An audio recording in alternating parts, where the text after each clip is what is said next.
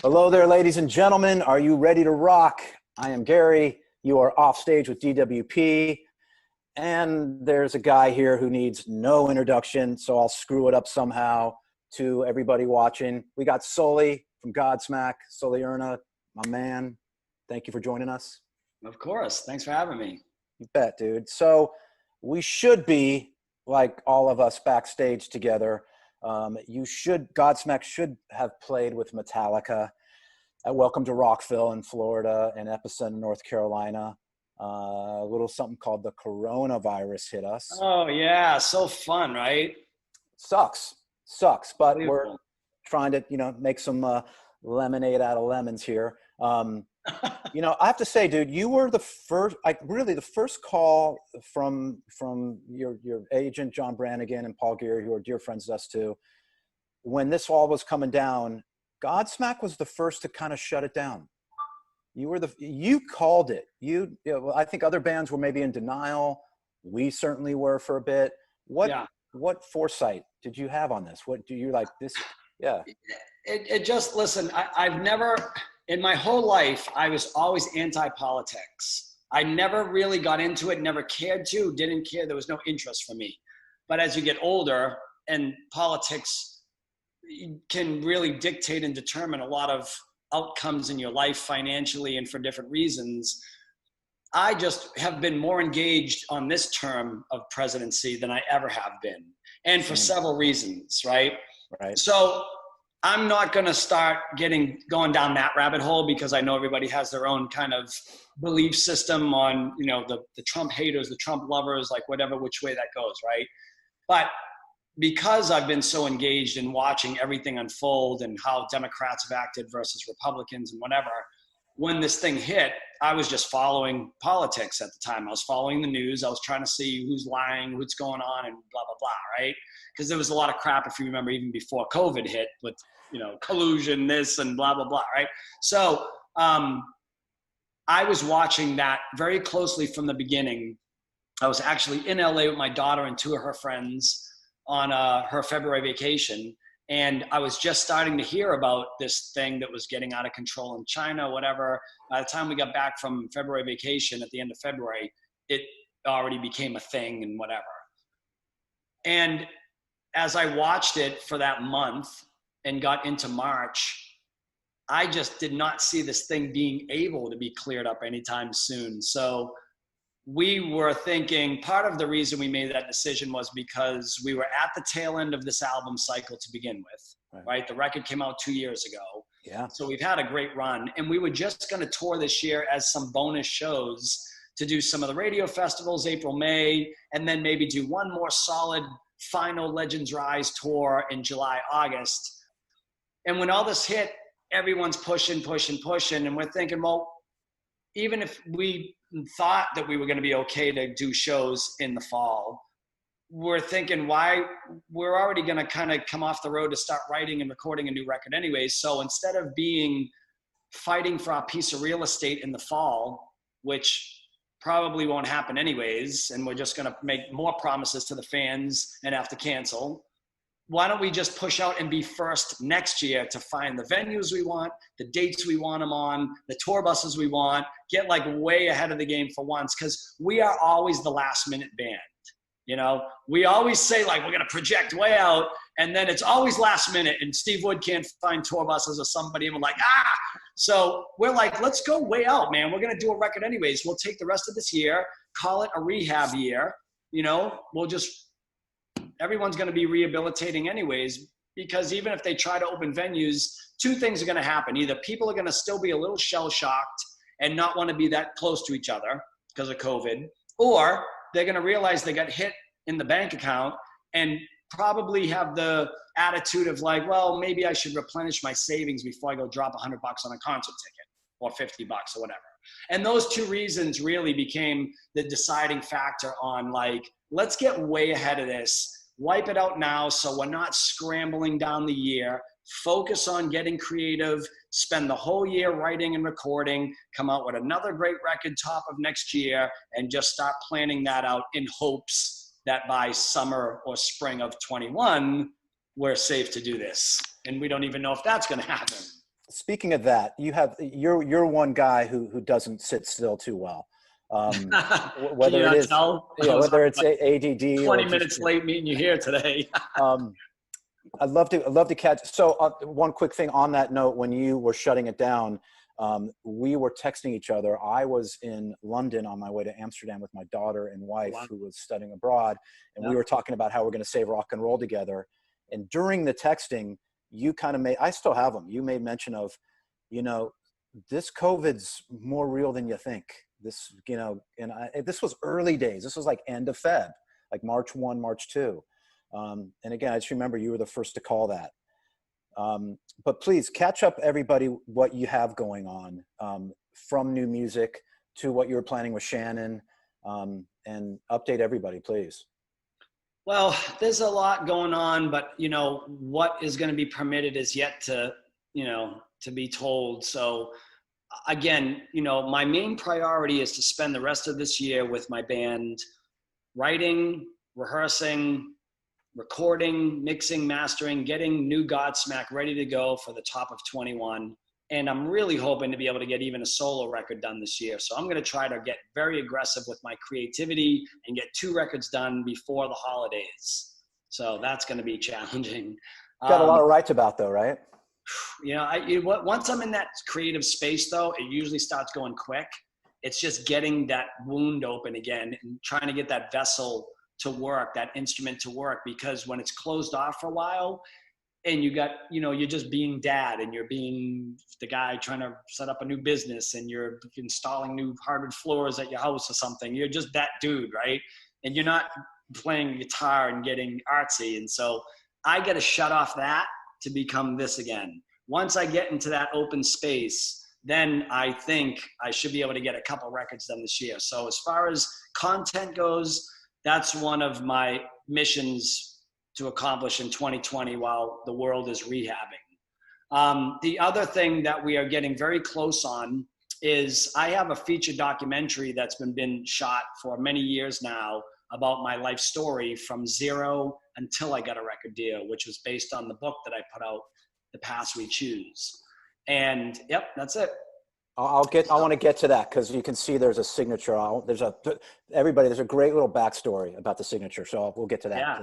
Yeah. So they've been working on this feature documentary about that and we're really hoping that's going to be wrapped by the end of July and try to find a home for it, whether it's Netflix or somewhere that has a platform to play it on. So that's on the plate. The one thing that's very near and dear to both our hearts, and we go off on it, is the Grammys.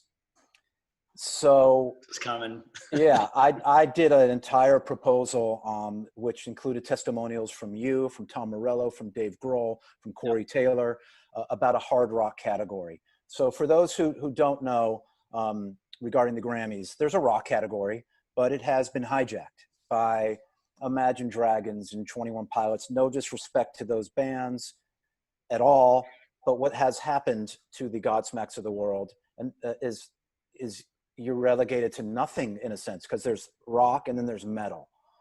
And I know we all know these Grammy voters. Metal means like some live album from Judas Priest that will beat, or Jethro Tull.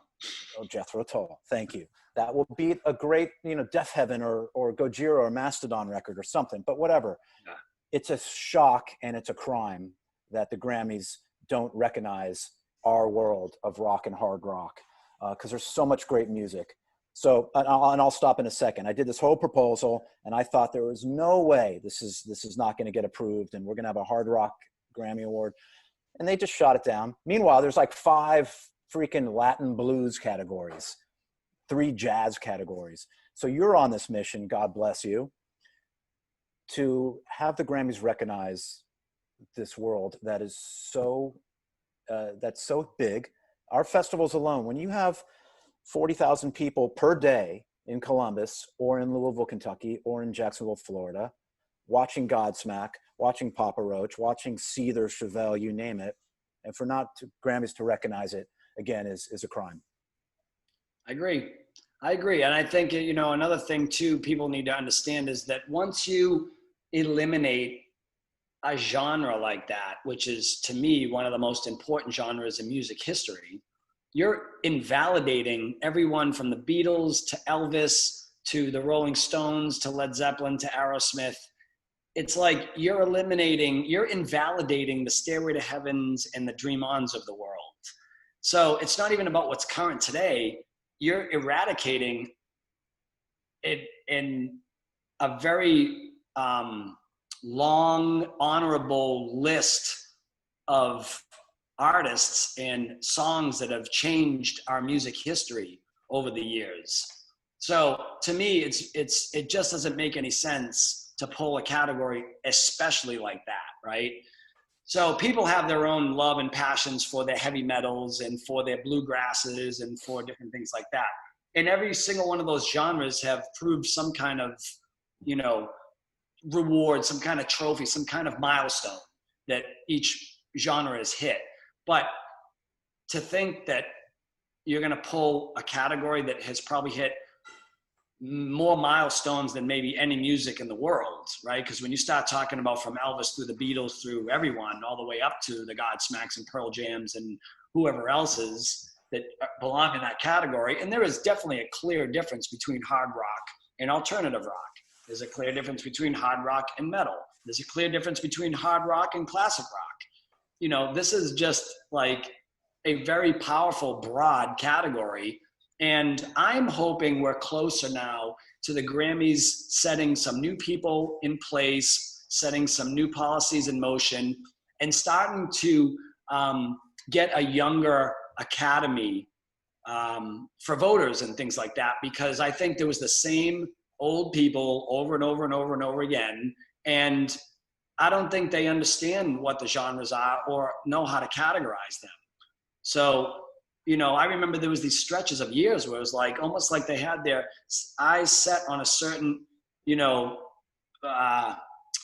artist that fit in that genre. And every year they would just give them, the Grammy goes to the Foo Fighters 6 years. Right. Okay, cool. We love the Foo Fighters, but really, right. So I think those things, we're hoping we're going to be able to continue to put some heat on and just open their eyes to balance, right? Because we need balance for sure. I agree. And there's no right answer right now, but how can we help? Is there a signature drive we should start, or a petition drive, or is Godsmack and your friends spearheading anything we should know about? Well, you started this mission, and when I started bringing this up to you, you were like, dude, don't even get me started. I've already been on this mission, and here's what we've been going through. So, I think continuing to collect these messages from some of the biggest rock artists out there that deserve to be in this category, and deserve just to be recognized. It's about recognition in the industry, right? Honestly, in the end, if I don't ever get a Grammy, for instance, it's one thing, but don't invalidate the genre and give these artists recognition, because we're also, again, we're not dissing anybody in rap, hip hop, pop music, country, blues, or whatever. But what we're saying is we're also away from our family and friends 300 days a year. We're also grinding sweat, blood, and tears out there. We have sacrificed our entire lives to do as well as we can to feed the world very important music. And that should be recognized in the Academy. Because if you're supposed to be the elite award show, you're the Oscars of musicians, right? You're the Oscars of the music industry. You need to act that way. Because there was a time where I enjoyed watching the Grammys. There was a time where I felt like it was more like the Oscars. You would see your favorite artist get up there, accept their award, crack a joke or two. You see him as a human being. It was good. Now it's all theater and scripted, and it's like they're going for ratings more than they're going to do justice by the artists that deserve to be recognized in the industry. Right on. All right. So all I could tell everybody watching, and you're off stage with DWP, we have Sully Godsmack with us, Grammy.com/awards. Just tell them Sully sent you. Reach out to them. And we need a hard rock category. We need a voice. That's what we need. We need people to have a voice. Stop sitting around and just being quiet. Quit being passive. Quit being humble.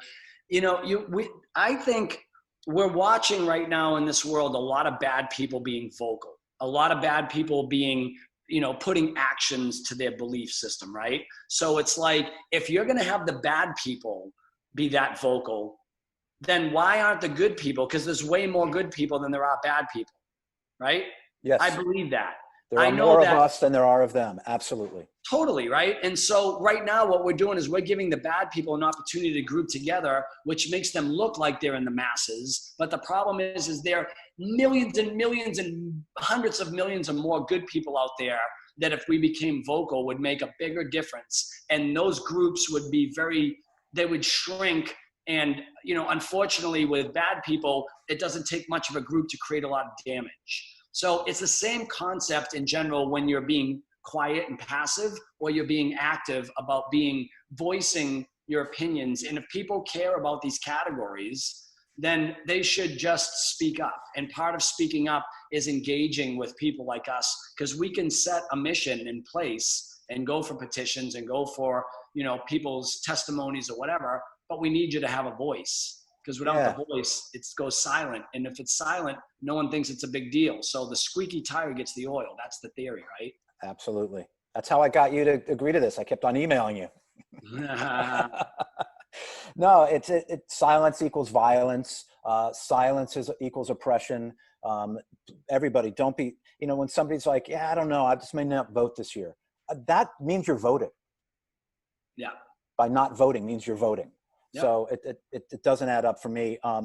Hey, congratulations are in order. And on a good news in the industry, while the Grammys need to get their act together, and I agree with you, they seem to be evolving into the future. I'm hearing good. That's why I wanted to mention that, because before I was on kind of like, oh my God, they're so oblivious. But lately I'm getting little snippets of like, maybe they're waking up, you know, because even the Billboard charts just added this new chart.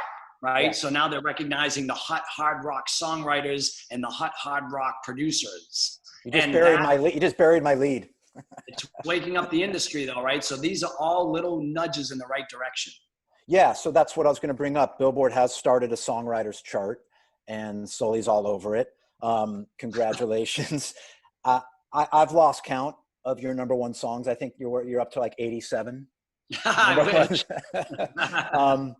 And congratulations on Unforgettable from When Legends Rise being yet another. There's a couple of facts for everybody who's watching with us.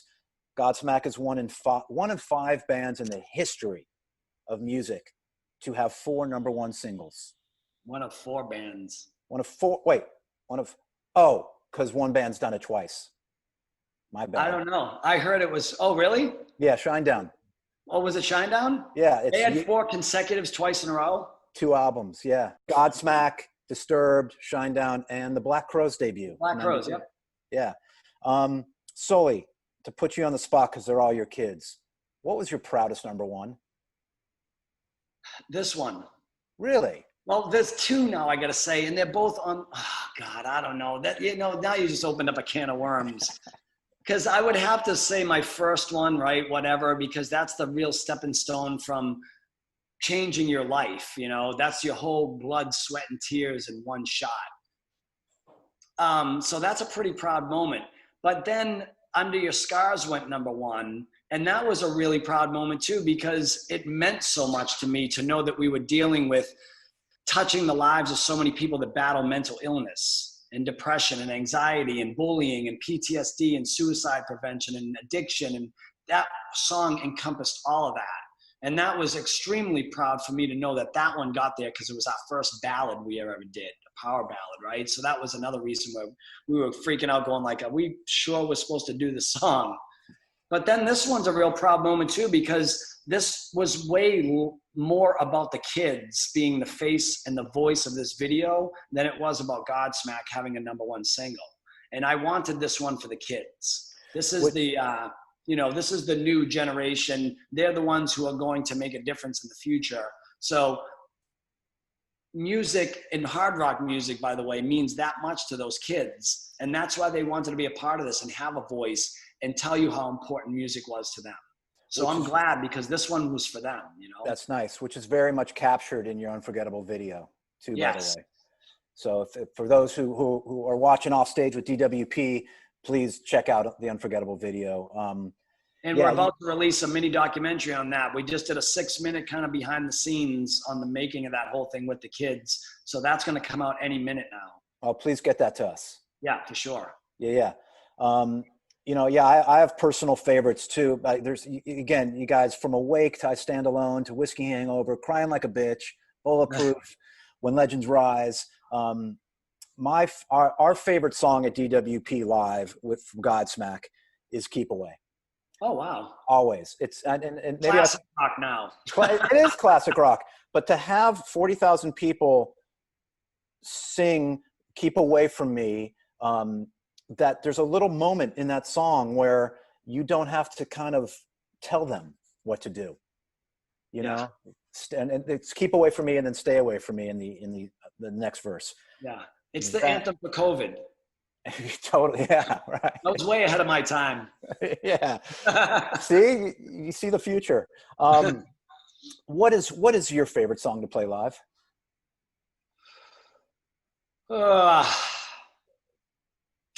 Oh, again, there's a bunch. You know, I love being able to do the drum battle with Shannon, because drums are my first love, and it's that opportunity to not only showcase a very epic piece on stage that's become, you know, this kind of iconic drum battle between me and Shannon, but it also, you know, because drums have been my first instrument, my first love, it's really nice to get up on stage and have that moment. But as far as songs go, I don't know if I have just one in particular, but I will say that I'm enjoying this latest record more, as much as when we did our first album. You know, there's that whole path you go through where your first record comes out, it's super exciting, and like you're becoming something, right? You're becoming known and you're catching a buzz. There's a lot of hype and excitement around that first album cycle when it becomes successful. And then as you go through the motions, you're in growing phases. Now you want to do cooler production and bigger production. So even though you're proud of those records as you go through them, and there's something fun about that, it's almost like you're more in the business at that point and you're focused on getting to the next levels, where the first record was just straight up fun, like garage band fun. This new record is like that for me. It was kind of back to like, let's go back to write music because we love music, not so much because we have expectations now. I'm so glad you've talked about, you know, your early years, because again, everybody, and so you have a documentary coming out. Yes. You signed this for me in 2010, and you were reluctant because the Lakers had beaten the Celtics that year. And that was Kobe's last championship. May the Mamba rest in peace. Yeah, you were hesitant. I had the book and I read it and I loved it. A book that reminds me of The Path We Choose is Flea's new book. Oh, cool. Yeah, if not, you should check it out, because it's everything. It's The Acid Children, I believe, and it's his life all the way until the Chili Peppers formed. Did you say the ass of children? I think I said the Acid Children. Oh, acid. Oh, okay, that makes sense. Wait, okay. Because also the ass of children, somehow it makes sense in Please brain. True. And Keith, please do not edit that part out. We've done so many shows together. Godsmack and DWP are connected at the hip. Again, we're supposed to play. You've done everything from, you know, direct to Judas Priest for us. You were direct to Tool. You've headlined many nights with us. Not to put you on the spot, but is there one that stands out from all the shows that you've done with us? You know, another tricky question, because honestly, and not just because we're friends and we're doing this together now for the public, but your festivals are really just a pleasure to play. You guys do a great job. You treat artists the way we hope to be treated and make us as comfortable as we can be for those few hours that we're on the premises, you know, because we really are hit and run kind of artists. Bands who are touring bands, we're not there very long. So maybe to those people that saved up their money for 6 months to go to that specific festival, that was their day to enjoy the entire day from 11 till 11 at night. But for us, you know, we're rolling in at 6 or 7, doing our interviews, doing our press, grabbing a bite to eat, getting dressed, doing the show, and we're bugging out. And the last thing you want to do is be in a very uncomfortable situation in bad dressing rooms and this, that, and the other thing. So to know that you guys go that extra mile for the artists makes all the difference. And it's why I'm sure more than 90% of the bands would tell you why they enjoy playing your festivals. Now, the fact that you guys draw tens of thousands of people, that's just a bonus on top of it. But I would do a festival for you guys with 2,000 people the same way we would do for 50,000 people, because you guys just, you get it. And you know, the level of comfort that you give us from hospitality to accommodations really helps, you know, the artist roll in and be able to relax and get our job done, do the best show that we can. I've never once encountered like a stressful time doing a DWP show. That means the world to us, Sully. You know, we, you know, happy wife, happy life type of thing. Yeah, totally. Happy band, happy fan. Because when you get on stage or Shinedown or Brent or whoever, even a band playing at 2:00, like I know you like Stitched Up Heart, you know, yeah. if they're taken care of, they get on stage and they bring it. And the fans at our festivals, there's a certain kind of amount of, I don't think in America, it's a lot of like, you know, show me what you got, band. We like to think at our festivals, it's like, we're with you, bring it. And so when a band steps on stage and gives their A game, I think the fans return with their A game. Yeah, for sure. Yeah. I mean, it's a shame that all this stuff has gone down and what a political mess it's been since, you know, Trump took office and everyone's fighting each other on, you know, who's right and who's wrong, because, you know, it seems like right before COVID hit, man, there was such a dramatic change in the weather of music in the industry, and for the good, for, you know, for on a positive note. I remember telling my manager, Paul Gary, I'm like, something's happening. There's a resurgence here on live attendance. Cause I remember weathering those storms. You know, this band has been around now for 25 years. And I remember, you know, I'm sure as you do, those pitfalls where like, we had this new record out, the Faceless record, I Stand Alone. It was #1 for 17 weeks on the charts. And we built this massive production and we get out there and we're looking at like half arena and we're going, what are we doing wrong? Like, I thought this record was reacting, but there was those like, you know, moments in the industry where like music wasn't doing well. Maybe it was that digital world changing over and whatever, but there was a transitional period and rock was dying and the live attendances weren't doing well. I remember seeing super big artists on MTV like Pink and stuff like that, but I'd go see them live and they're playing like a theater. And I'm going, what? MTV, like superstars? These guys should be doing full on arenas. Right. You know, so I felt it change and we got to the other side of it. And over the last few years, I was like, man, this is really getting fun again. The houses are packed everywhere we go. Like people are getting back to, maybe they've just had enough of watching bands on the computers and they just want that live energy experience again. But whatever was happening, it was working. And then this COVID thing just screwed everything up. And, you know, now we're going backwards very quickly. And I'm hoping we get a handle on it because I really miss being out there. You know, I miss the fans, I miss the stage, I miss the live energy.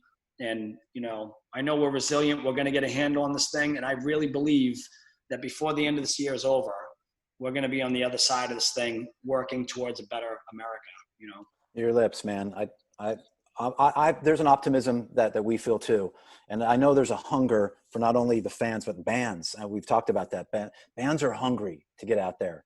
Like, and talking to you, and I was, you know, not to name drop, I was talking to the Metallica camp, and I'm like, how are they? And they said, how are they? They fucking want to play. That's what they want to do. You know, that's how they are, Gary. So we've reached the end of the line here. You are off stage with DWP. This is what we like to call the encore round, where I'm going to throw you some rapid fire questions, Sully, and whatever pops in your head is the answer. It doesn't even have to be right. Okay. Think you can handle it. All right, you ready? Hold on, let me get a sip. Okay. The pollen, very high around here right now. Right. Allergy time. All right, ready? First concert ever. Joe Perry Project.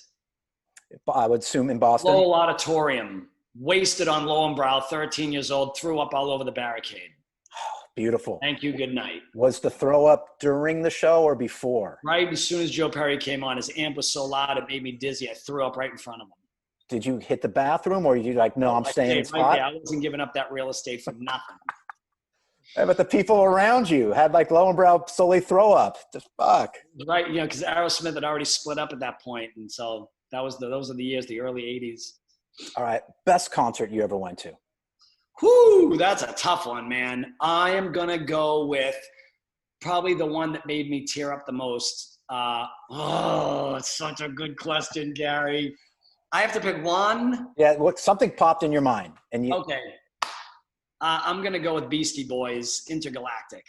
In the round, had never been to a hip-hop show before, went with a girlfriend of mine, and had never in my life experienced when the lights went down and the Beastie Boys popped up from their round stage in the middle.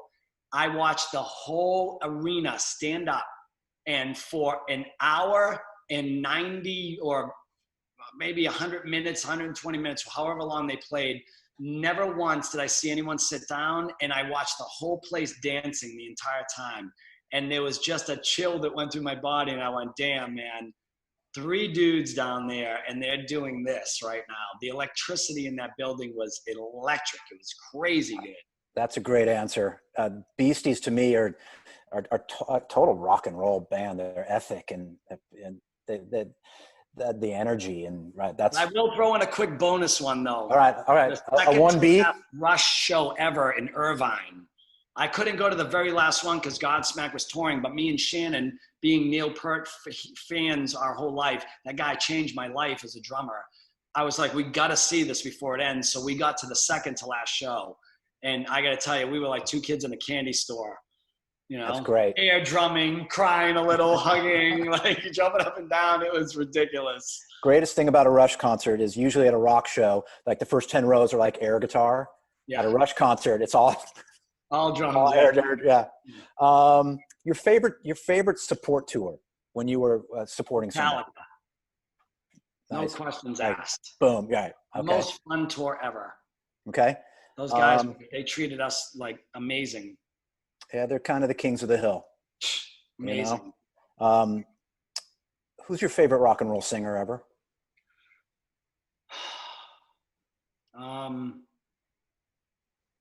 I would have to. God, it's such a toss-up between Paul Rodgers and Steven Tyler. 2 different styles, but just so soulful and so good. Tyler a little more bluesy. Rodgers a little bit more soulful. But all in all, I'd have to go with Tyler just because he's more fun and flashy and crazy. And he's got a Boston. little more to the package. All right. For people who don't know Paul Rodgers, I hope everybody does. Bad Company, Free. Amazing. Favorite city to play?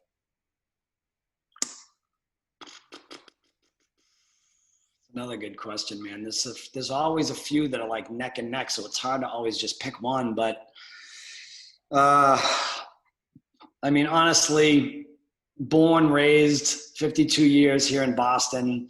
I'm gonna have to call out my hometown on that one because not only is it amazing to play here, but there's also that sentimental value and that proud value instilled in me when I step on a stage in Boston, knowing that I'm looking around and all these people supported us all these years, decades now that have gone by, and we're still able to do what we're doing here. It's got to be such a pinch me moment because again, if you read this book, that kid, and then you're playing a sold out arena in that town, like that kid probably never that doesn't add up. Trust me, there's a lot of great cities, a lot of great countries out there, and some of them are very close to each other.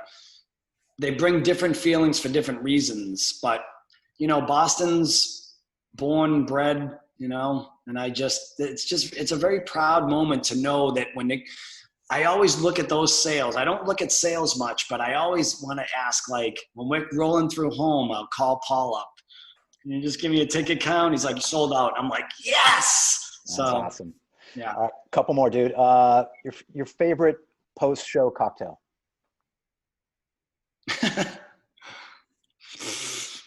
Post-show cocktail. Wine. I've seen it. Red I've seen wine. you have some. Yeah, I've seen you have some red. The Yep. whiskey and all that gets you on the stage before the show. Does that help your vocals? Little shot? Probably not. I think it does. All right, last one. Your favorite vacation spot? Favorite vacation spot? Yeah. I'm going to go with Sicily. Roots there? Yes. Yeah. So my dad was born and raised, and I actually recently was able to find the house that he was born and raised in. And after his mom died, his dad took him to America through an arranged marriage. He was 17 or 18 years old, and the house went abandoned, and they were going to tear it down. But in 2000, the government passed a law stating anything that was considered historical, they would structurally fix the walls and the roof and make it safe for the owners to renovate. And it turns out that, if you can follow this, my great uncle, who was my grandmother's brother, right? So my dad's mother's brother, my grandmother's brother. Dad's mother's brother, got it.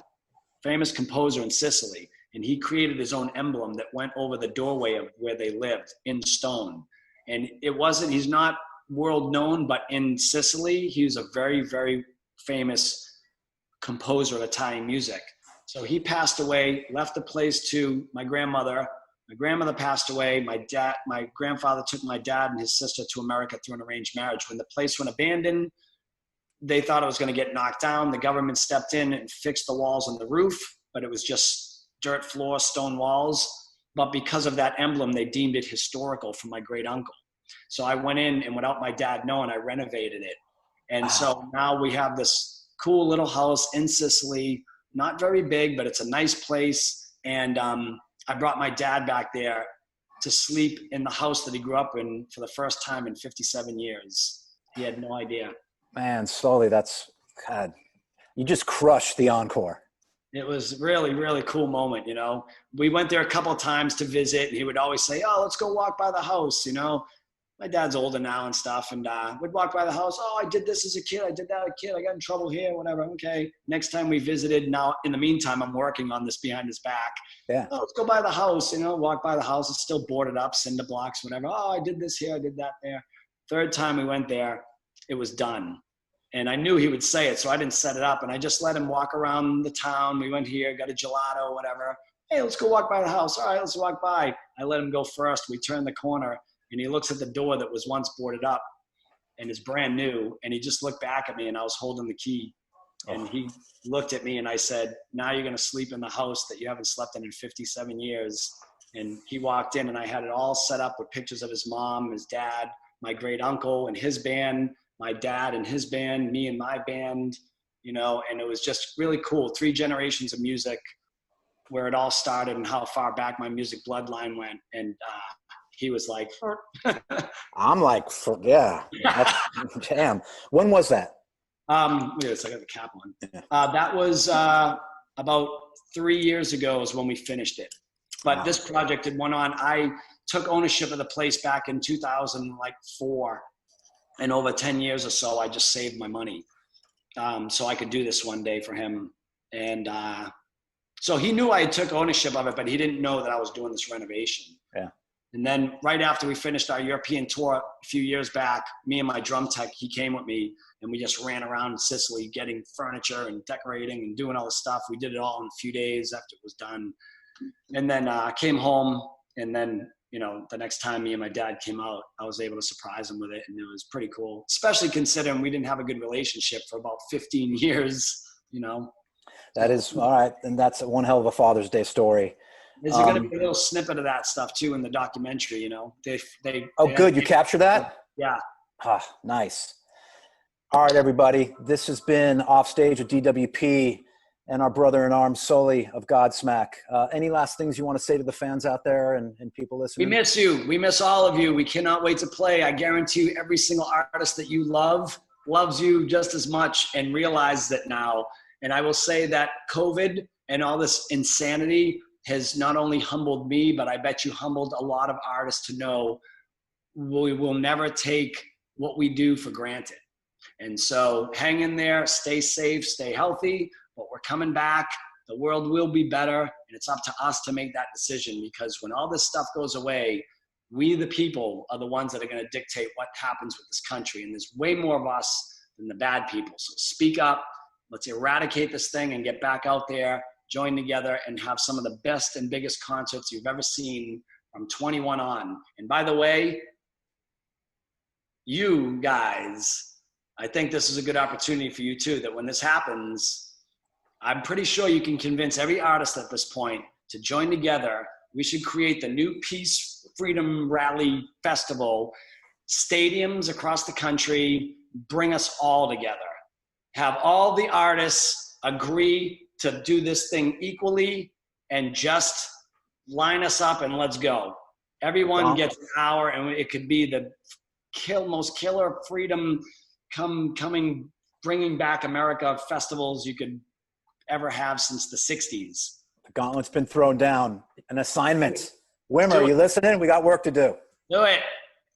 All right. Thank you, Sully.